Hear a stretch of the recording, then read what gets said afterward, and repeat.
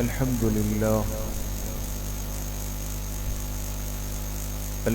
لله نحمده ونستعينه ونستغفره ونؤمن به ونتوكل عليه ونعوذ بالله من شرور أنفسنا ومن سيئات أعمالنا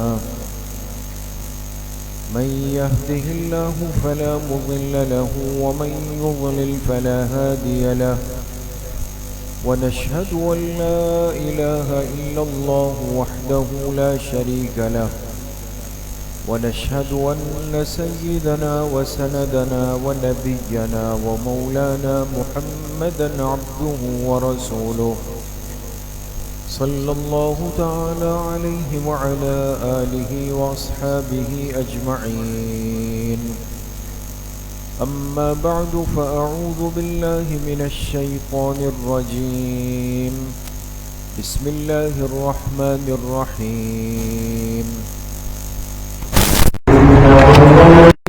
وضع للناس للذي ببكة مباركا وهدى للعالمين وقال رسول الله صلى الله عليه وسلم من حج فلم يرفث ولم يفسق رجع كيوم ولدته أمه صدق الله وصدق رسوله النبي الكريم ونحن على ذلك لمن الشاهدين والشاكرين والحمد لله رب العالمين. درود شریف پڑھ لیں. اللهم صل على محمد وعلى آل محمد كما صليت على إبراهيم وعلى آل إبراهيم إنك حميد مجيد. اللهم بارك على محمد وعلى آل محمد كما باركت على إبراهيم وعلى آل إبراهيم إنك حميد مجيد. میرے محترم دوستو، بھائیوں اور بزرگوں، اسلامی سال کا 11واں مہینہ ذوالقعدہ چل رہا ہے، اور چونکہ یہ مہینہ شوال اور ذوالحجہ کے درمیان ہے، شوال کے مہینے میں آپ علیہ السلام نے حضرت عائشہ صدیقہ رضی اللہ عنہا سے نکاح فرمایا تھا، اور ذوالقعدہ کے مہینے کی ایک بڑی خصوصیت یہ ہے کہ آپ علیہ السلام نے اپنی حیات مبارکہ میں کل 4 مرتبہ عمرے کا سفر فرمایا، مستقل سفر صرف عمرے کا، وہ آپ نے 4 مرتبہ فرمایا. اور اتفاق یہ ہے کہ 4 مرتبہ کا جو سفر ہوا ہے وہ ذوالقعدہ میں ہوا، کہ اس مہینے میں آپ آئے اور آپ نے عمرہ فرمایا اور آپ واپس تشریف لے گئے. اور چونکہ آگے ذوالحجہ کا مہینہ شروع ہونے والا ہے، اور یہ وہ مہینہ ہے جس میں اسلام کی ایک بہت بڑی عبادت اور بہت بڑا فریضہ حج بیت اللہ ادا کیا جاتا ہے، اور پوری دنیا سے صاحب استطاعت مسلمان ایک دیوانہ وار کیفیت کے ساتھ، عشق و مستی کی کیفیت کے ساتھ اللہ کی محبت میں ڈوب کر اللہ کے گھر کو دیکھنے کے لیے، اس کی زیارت کرنے کے لیے اور اس کے گرد طواف کرنے کے لیے مکہ مکرمہ پہنچتے ہیں. اور چونکہ بیت اللہ شریف وہ جگہ ہے کہ جو اللہ پاک کی محبت کا ایک مظہر ہے، بندہ جب اس جگہ کو دیکھتا ہے تو اس کے دل کو ایک سکون ملتا ہے، اس لیے کہ اس جگہ کو اللہ پاک نے اپنی خاص تجلیات کا، انوارات کا، برکات کا ایک مرکز بنا دیا ہے۔ اس کی تعمیر ایسے بابرکت ہاتھوں سے ہوئی ہے کہ جو اللہ کے چنے ہوئے منتخب تھے۔ ہر مسلمان کو یہ بات جاننی چاہیے کہ سب سے پہلے اس کائنات میں جس جگہ کو زمین کے طور پہ بسایا گیا وہ جگہ ہے جہاں آج بیت اللہ شریف کی تعمیر ہوئی۔ اس لیے حدیث پاک میں آتا ہے کہ اللہ نے سب سے پہلے اپنی قدرت سے ایک سبز رنگ، ایک ہرے رنگ کا یاقوت پیدا کیا۔ یاقوت پتھر ہوتا ہے، ایک سبز رنگ کا یاقوت اللہ پاک نے پیدا کیا، اور پھر ایک طویل عرصے کے بعد اللہ پاک نے اس پہ اپنی نظر جلال وہ ڈال دی اس پر۔ تو اس کا ایک حصہ جو یاقوت کا تھا وہ پانی کی طرح بہہ گیا، اور ایک حصہ جو اس کا تھا وہ ایسا ہو گیا جیسے کہ ہوا دھواں بن جائے، اور ایک حصہ جو ہے وہ خشک ہو گیا۔ تین حصے گویا کہ اس کے بن گئے۔ تو روایت میں ہے کہ جو حصہ اللہ کے نظر جلال سے بہنے لگا اس سے اس دنیا کے اندر سمندروں کا نظام چلایا گیا، اور جو حصہ دھواں بن گیا اس سے آسمان کو قائم کیا گیا، اور جو حصہ خشک ہوا یہ سب سے کم حصہ تھا، اس سے اللہ پاک نے اس زمین کو بسایا۔ تو جو زمین بسی ہے اس کا جو سب سے پہلا حصہ اور مرکز ہے، عین اسی جگہ پر بیت اللہ شریف کی تعمیر شروع ہوئی اور کی گئی، اور سب سے پہلی تعمیر بیت اللہ کی کس نے کی؟ اللہ کے فرشتوں نے کی۔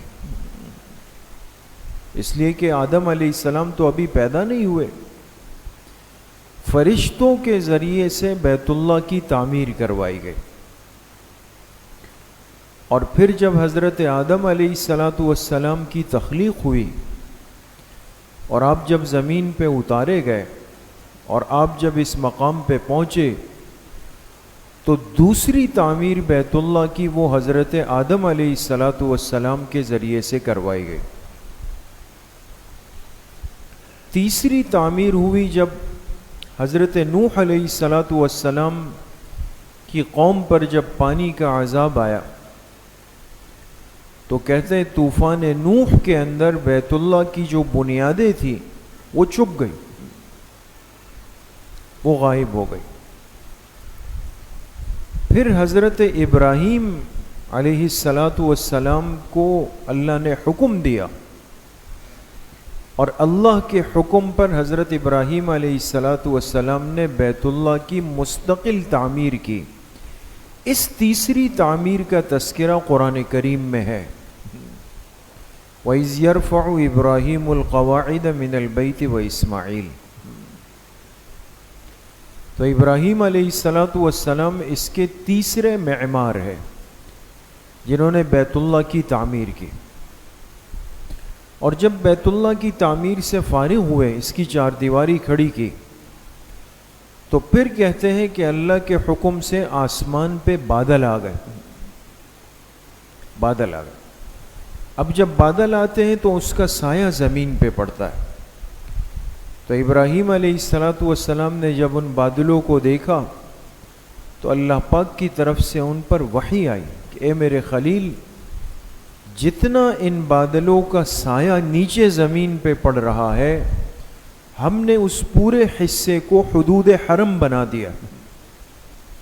یہ جو سنتے ہیں نا کہ اتنی جگہ حدود حرم ہے، ایک تو بیت اللہ ہے، ایک مسجد حرام ہے، جہاں جا کے لوگ طواف کرتے ہیں، نماز پڑھتے ہیں، لیکن ایک ہے حدود حرم۔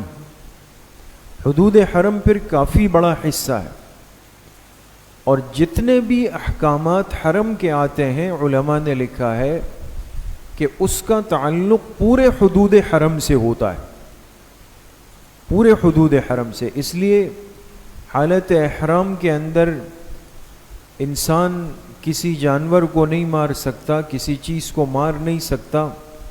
احرام کی ساری پابندیاں ایک صرف خاص بیت اللہ کے مقام کے لیے نہیں، پورے حدود حرم کے لیے۔ اور اگر کوئی شخص ایک نماز پڑھ لے تو جیسے ہم سنتے 1,00,000 نماز کے برابر ہے۔ علماء نے لکھا ہے کہ اس کا تعلق بھی حدود حرم کے ساتھ ہے۔ اگر حدود حرم میں کہیں بھی انسان نے نماز پڑھ لی، کوشش تو یہی ہو کہ بیت اللہ کے امام کے پیچھے نماز پڑھی جائے، لیکن اگر انسان ہے آگے پیچھے ہو گیا، تاخیر ہو گئی، ٹریفک میں پھنس گیا، تو پریشان نہیں ہونا چاہیے۔ بعض دفعہ لوگ سمجھتے ہیں بھئی ہم سے نماز رہ گئی، وہاں پہ 1,00,000 کا ثواب چلا گیا۔ اگر کوئی شخص حدود حرم کے اندر ہے اور اس نے کہیں بھی نماز پڑھ لی تو اس کو ایک نماز کے بدلے کتنا اجر ملے گا؟ 1,00,000 کے بعد۔ ہاں، یہ الگ بات ہے کہ بیت اللہ شریف کی اپنی خصوصیات ہے، برکات ہے، اجر ہے، وہ اپنی جگہ پر ہے۔ تو جتنے حصے پر بادلوں نے سایہ کیا اس کو حدود حرم بنا دیا گیا۔ پھر چوتھی تعمیر کب ہوئی؟ چوتھی تعمیر ہوئی جب جناب نبی کریم صلی اللہ علیہ وسلم کی پیدائش ہو چکی تھی۔ اور یہ چوتھی تعمیر کرنے والے کون تھے؟ یہ قریش، جو آپ علیہ السلام کا خاندان ہے اور قوم قبیلہ ہے۔ چونکہ ابراہیم علیہ السلام سے لے کر اس دور تک بیت اللہ کی چار دیواری انتہائی خستہ حال ہو گئی، بوسیدہ ہو گئی، خطرہ تھا کہ یہ گر جائے گی۔ تو لہٰذا انہوں نے مل کر مشورہ کیا کہ ہم تعمیر کریں گے، اور سب نے یہ طے کیا کہ اس تعمیر میں کوئی مشکوک مال شامل نہیں ہوگا۔ یعنی اندازہ لگائیں، جاہلیت کا وقت تھا اور ساری خرابیاں موجود تھی، لیکن یہ انہوں نے بھی برداشت نہیں کیا کہ اللہ کے گھر کے تعمیر میں کوئی غلط مال استعمال ہو جائے۔ سب نے طے کیا۔ تو کہتے ہیں جدہ کے جو ساحل ہے، یہ جو شہر ہے جدہ کا، یہ کافی قدیم ہے۔ اس ساحل پر کہتے ہیں کہ ایک لکڑیوں کا ایک جہاز یا کشتی کہہ دے، وہ آ کے ٹوٹ گئی تھی۔ تو قریش نے جا کر وہاں بات کی اور وہ لکڑیاں خریدی۔ ان لکڑیوں کو لا کر بیت اللہ کی تعمیر شروع کی، لیکن چونکہ شرط لگی تھی کہ اس میں کوئی حرام مشکوک مال نہیں لگے گا، تو لہٰذا ایک حد تک جب تعمیر ہو گئی تو اسباب ختم ہو گئے۔ اب کیا کریں؟ غلط مال لگ نہیں سکتا۔ بامر مجبوری کیا ہوا کہ 3 طرف کی دیواریں تو کھڑی ہو گئی تھی، چوتھی طرف کی دیوار کھینچنا باقی تھی، لیکن اس کے اسباب نہیں۔ تو مجبوراً انہوں نے کہا کہ فی الحال ایسا کرتے ہیں کہ ہم عارضی طور پر یہاں ایک چھوٹی دیوار بنا لیتے ہیں، بعد میں جب اللہ نے اسباب دیے تو جتنا حصہ باہر رہ گیا اس کو پھر اندر کر دیں گے۔ کچھ بات ذہن میں آ رہی ہے دوست؟ تو لہٰذا انہوں نے جو چوتھی دیوار کھڑی کی، یہ بیت اللہ کی اصل تعمیر سے کافی اندر تھی۔ اس لیے آج بھی جب آپ طواف والی جگہ میں اتریں گے، اللہ سب کو حاضری نصیب فرمائے، تو آپ دیکھیں بیت اللہ کی 4 دیواری کے ایک طرف ایک گول دیوار بنی ہوئی، چھوٹی سی گول دیوار، جس کو ہم حتیم کہتے ہیں۔ حتیم، یہ جو گول دیوار ہے یہ بھی در حقیقت خانہ کعبہ کا حصہ ہے، اندر کا، لیکن قریش کے پاس اسباب نہیں، وہ جگہ باہر رہ گئی، تو لہٰذا وہ سلسلہ چلتا رہا۔ ہوتے ہوتے ہوتے ہوتے پھر عبداللہ ابن زبیر رضی اللہ عنہ، جو حضرت عائشہ رضی اللہ عنہ کے سگے بھانجے تھے،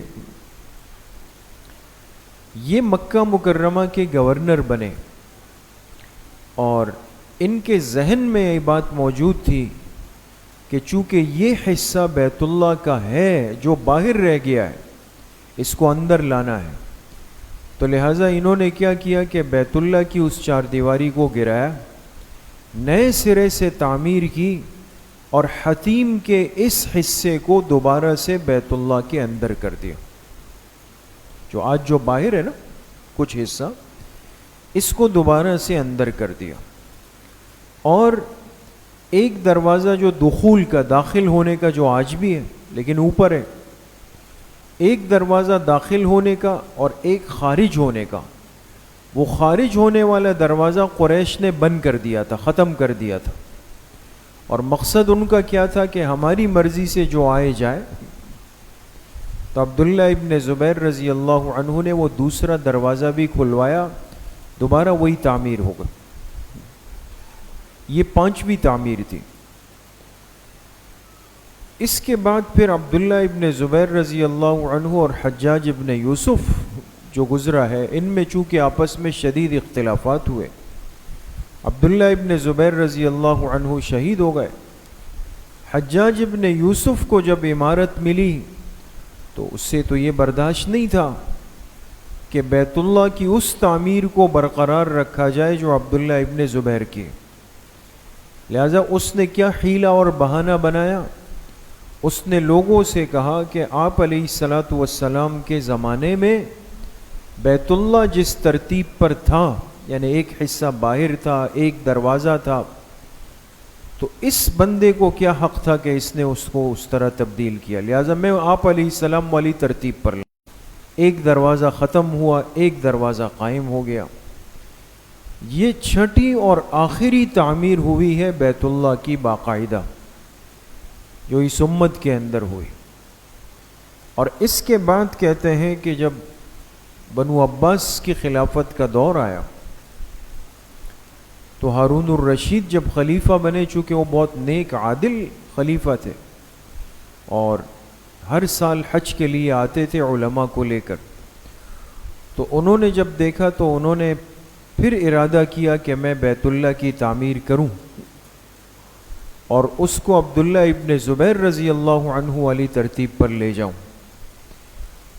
لیکن جب انہوں نے یہ بات کی تو کہتے ہیں امام مالک رحمۃ اللہ علیہ سے پوچھا انہوں نے کہ حضرت میرا ایسا ارادہ ہے، تو انہوں نے فرمایا آج آپ ایسا کر لیں گے، آپ کے بعد جو دوسرا خلیفہ آئے گا وہ اپنے مزاج کے مطابق کہے گا جی میں ایسا کرتا ہوں، اس کے بعد تیسرا آئے گا وہ کہے گا جی میں ویسا کرتا ہوں۔ اللہ کا گھر بادشاہوں کے ہاتھ میں کھلونا بن جائے، لہٰذا اب اس کو مزید مت چھیڑو، جس حالت میں یہ موجود ہے اسی حالت میں اس کو رہنے دو، برقرار رکھو، ورنہ ہر ایک اپنی مرضی اور مزاج کے مطابق کرے گا اور یہ کھلونا بن کے رہ جائے۔ اور دیکھیں اس میں کتنی بڑی حکمت تھی اس فیصلے میں، ورنہ آج آپ دیکھیں کتنے سال گزر گئے اور کتنے سال ابھی لگنے ہیں، حرم کی توسیعات ختم ہونے کا نام نہیں لے رہی، ایسا ہے نہیں ہے دوست؟ اس لیے کہ جو وہاں کے فرما روا اور بادشاہ آتے ہیں ان کو یہ فکر لگ جاتی ہے کہ جی میرے نام کا دروازہ بننا چاہیے۔ اب اس کے لیے ان کو 10 سال امت کو پریشان کرنا پڑے، ڈسٹرب کرنا پڑے، وہ کہتے ہیں ہوتی رہے، اس کو تو یہ پرواہ نہیں ہے۔ اب دیکھیں ان بڑوں کی سوچ کو دیکھیں، اگر خدا نہ خواستہ اس وقت امام مالک رحمۃ اللہ علیہ اجازت دیتے بالفرض، ہر آنے والے بادشاہ کی کیفیت اور رنگ الگ ہوتا اور یہ کھیل تماشا چل پڑتا۔ تو 6 مرتبہ بیت اللہ شریف کی تعمیرات ہوئی ہے دوست، اور اس کے بعد سے لے کر آج تک یہ اسی کیفیت کے ساتھ چل رہا ہے۔ لیکن اس میں بھی ہمارے علماء نے لکھا کہ بڑی حکمت ہے، یہ جو ایک حصہ باہر رہ گیا نا اس میں حکمت تھی، ورنہ تو آج کس کے بس میں ہے کہ بیت اللہ شریف کے اندر جا کے نماز پڑھ لیں؟ تو کسی ملک کے بادشاہ، صدر، آرمی چیف کوئی آ جائے تو ان کو اندر لے جاتے ہیں، ورنہ تو غریب آدمی تو ساری زندگی آرزو لے کے دنیا سے جاتا، لیکن حتیم باہر رہ گیا۔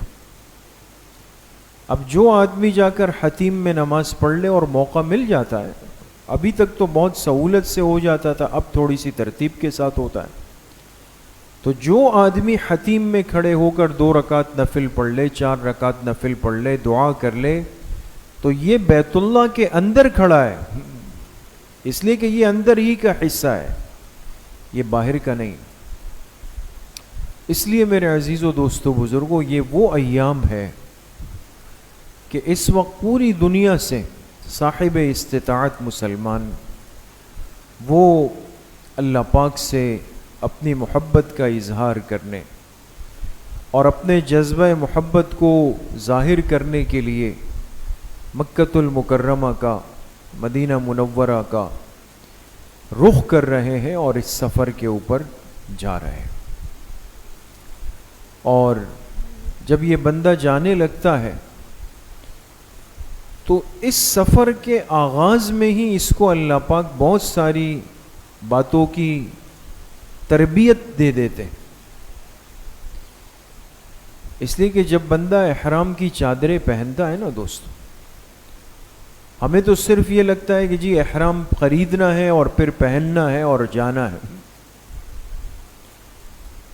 لیکن سوال ہے کہ اگر کسی بھی جگہ کے لیے لباس کی کوئی خاص قید نہیں رکھی گئی، نماز کے لیے انسان آتا ہے، بہت سارے اعمال کرتا ہے، اس کے لیے کوئی لباس کی پابندی نہیں، لیکن حج کے سفر کے لیے پابند کیا کہ اس سلے ہوئے لباس کو چھوڑنا پڑے گا، 2 چادریں ہوں وہ بھی بغیر سلی ہوئی ہو، سادہ سی چادریں پہن لیں۔ کیوں؟ احرام کی یہ چادریں سب سے پہلا سبق ایک مسلمان کو کیا دیتی ہے کہ تم اللہ کے حکم کے تابع ہو، تم اپنے اوپر اختیار کلی طور پہ خود نہیں رکھتے۔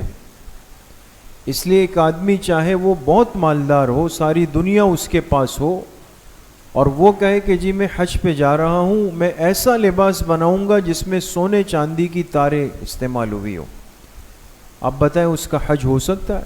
نہیں ہو سکتا۔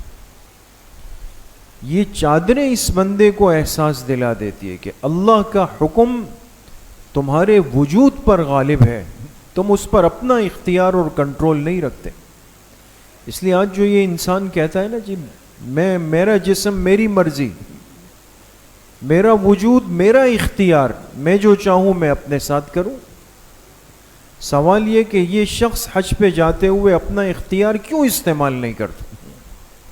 وہاں بھی تو اس کے پاس اس کا جسم ہے، وہاں بھی تو اس کے پاس اس کی مرضی ہے، وہاں بھی تو اس کے پاس اس کے مال و اسباب ہے، لیکن یہ لازمی طور پہ 2 چادریں پہنتا ہے۔ اللہ پاک اس کو ذہناً سکھا دیتے ہیں کہ میرا حکم غالب ہے، مقدم ہے۔ دوسری بات، جب یہ بندہ احرام پہنتا ہے تو اس کو احساس ہو جاتا ہے کہ دائرہ انسانیت میں میں دوسرے انسان کے ساتھ برابر ہوں، کوئی فرق نہیں، لہٰذا اگر بادشاہ جا رہا ہے تو اس نے بھی وہی چادریں پہنی ہوئی ہے، فقیر جا رہا ہے اس نے بھی وہی چادریں پہنی ہوئی ہے، پڑھا لکھا آدمی جا رہا ہے اس نے بھی وہی چادریں پہنی ہوئی ہے، غیر پڑھا لکھا ان پڑھ جا رہا ہے اس نے بھی وہی چادریں پہنی ہوئی ہے۔ انسان کو انسانی مساوات کی ایک تعلیم دے دی جاتی، انسانیت کے دائرے میں تم سب کے سب برابر ہو، اس میں کوئی فرق نہیں۔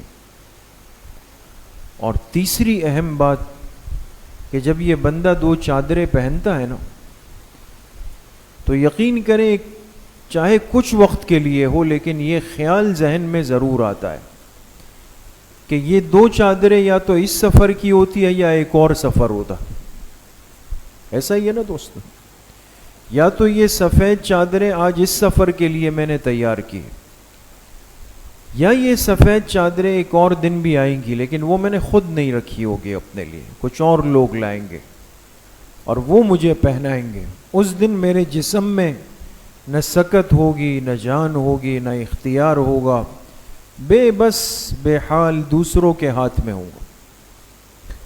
یہ احرام کی چادریں اس کو اس کے آخرت سفر آخرت کا ایک بہت بڑا احساس دلا دیتی ہے دوستو۔ اس لیے میرے عزیزوں دوستو بزرگوں، حج کا سفر یہ تو اپنے حقیقی محبوب سے اپنی محبت کا ایک اظہار ہوتا ہے کہ جو حکم محبوب نے دیا ہے مجھے اس حکم کی اتباع کرنی ہے، اور اس محبوب کے گھر تک پہنچنا ہے، اس کی دیدار کرنا ہے، اس کی زیارت کرنی ہے، اس کے نسبت والی جگہ سے چمٹنا ہے، لپٹنا ہے، اور جو وہ کہے وہی مجھے کرنا ہے۔ اس لیے دیکھیں جب حاجی وہاں پہنچتے ہیں اور 8 ذی الحجہ شروع ہوتی ہے تو پھر حکم کیا ہے کہ بھئی مکہ مکرمہ چھوڑ کے چلے جاؤ، اب چھوڑ دو۔ کہاں چلے جائیں جی؟ منی چلے جائیں، پھر منی سے عرفات چلے جائیں، پھر عرفات سے مزدلفہ چلے جائیں، جہاں نہ کوئی آبادی ہے، نہ کوئی تعمیرات ہے، نہ لوگ ہیں، نہ کوئی زندگی کے گزارنے کے اسباب موجود ہے، وہ تو ایک وادی اور میدان ہے۔ اس لیے ہماری فقہ کی کتابوں میں اس کو وادی منی لکھا گیا، ایک وادی ہے، یہ تو اب خیمے بن گئے، ورنہ خیمے ہٹا دے تو یہ کھلا میدان ہے۔ تو یہ شخص وہاں منی میں چلا جاتا ہے، بھئی مسجد حرام کی 1 لاکھ کی نمازیں چھوڑ دی، طواف چھوڑ دیا، کتنی ساری عبادات کا موقع تھا وہ سب چھوڑ دیا، منی میں کیا کرنا ہے؟ کیا کرنا ہے؟ یہاں بیٹھ کے نماز پڑھ لی۔ یہ نماز تو ہم بیت اللہ میں زیادہ اچھی پڑھ سکتے تھے، لیکن منی کیوں آئے؟ اس لیے کہ اللہ نے حکم دیا۔ جس محبوب کے حکم پہ آئے ہیں اس کے حکم کے 100% تابع، اپنی عقل سے، اپنی سوچ سے، اپنے جذبات سے، اپنے ذوق سے اگر عمل کرنے کا نام عبادت ہوتا تو دوستو حاجی کبھی منی اور عرفات نہیں جاتا، وہ حرم میں ٹک کے بیٹھ جاتا کہ میں تو یہاں بیٹھا ہوں۔ لیکن انسان کو احساس دلایا کہ دین کی حقیقت اتباع حکم الہی ہے، ذوق اور جذبات کی اتباع وہ دین اور شریعت نہیں، یہ منی میں ہوتا ہے۔ پھر اس کو کہا جاتا ہے عرفات، وہاں تو کچھ بھی نہیں ہے، وہاں کیا کرنا ہے؟ وہاں بھی بیٹھ کے نمازیں پڑھنی، پھر دعا کرنی ہے اللہ پاک سے۔ مغرب کی نماز کا وقت ہو جائے تو حکم یہ کہ مغرب چھوڑ دو، عرفات میں نہیں پڑھنی، ایسا ہی ہے نا دوستو۔ عرفات کی مغرب چھوڑ کے وہ کہاں پڑھنی ہوتی ہے؟ مزدلفہ میں رات کو، جب مغرب کا وقت نکل جائے گا مزدلفہ میں جا کر وہاں مغرب عشاء ایک ساتھ پڑھی، پھر رات مزدلفہ میں آسمان کے نیچے گزاری۔ کیا کرنا ہے؟ آرام کریں، نوافل پڑھیں، دعا کریں، جو مرضی چاہیں کریں۔ پھر 10 ذی الحجہ کو منی آنا ہے، کیا کرنا ہے؟ ستون کو پتھر مارنے۔ کون سی چیز اس حج کے عمل میں ایسی ہے کہ جس کو انسان کہے کہ میں اس کی لاجک اور اس کا فلسفہ سمجھ کے اس کو کر رہا ہوں؟ آج جو انسان کو ہر چیز کی لاجک چاہیے، یہاں آ کر اس کے سارے معاملات فیل ہو جاتے ہیں دوست۔ دین اسلام کا ایک بہت بڑا پیغام پوری دنیا تک منتقل ہوتا ہے کہ یہ وہ امت ہے، یہ وہ قوم ہے جو ایک اللہ کی توحید کی قائل ہے، اور اس اللہ کے حکم پر اس کو جہاں جانے کو کہا جائے یہ وہ کرنے پہ تیار ہے۔ اپنے مزاج اور انداز کی زندگی گزارنے کو اس امت نے عبادت کا نام نہیں دیا۔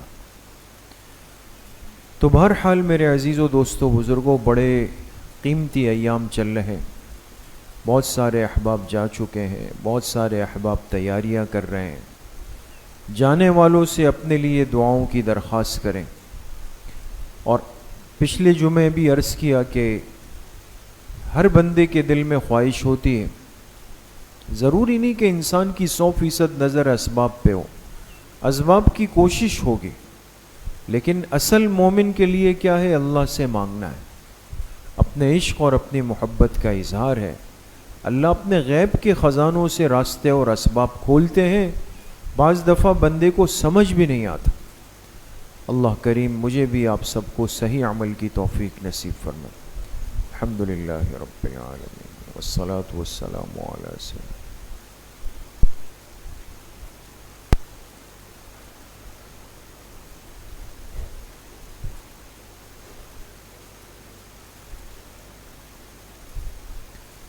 وصلی اللہ وسلم علی نبینا محمد وآلہ واصحابہ اجمعین برحمتک.